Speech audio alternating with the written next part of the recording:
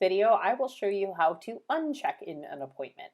So let's say this appointment right here for chandelier for an all over color, we accidentally checked her in. So what I'm going to do is I go to checkout and I select void ticket. You may not have permission to use the void ticket, so you'll want to double check that.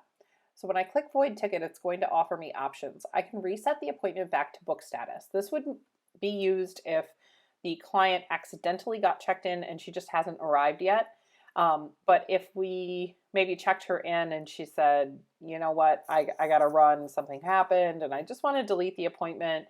If I just want to get rid of it, I can click void and delete, and that will void and delete the appointment. Or of course I can exit back to my ticket. But we're going to reset this appointment to book status just so you can see how this works.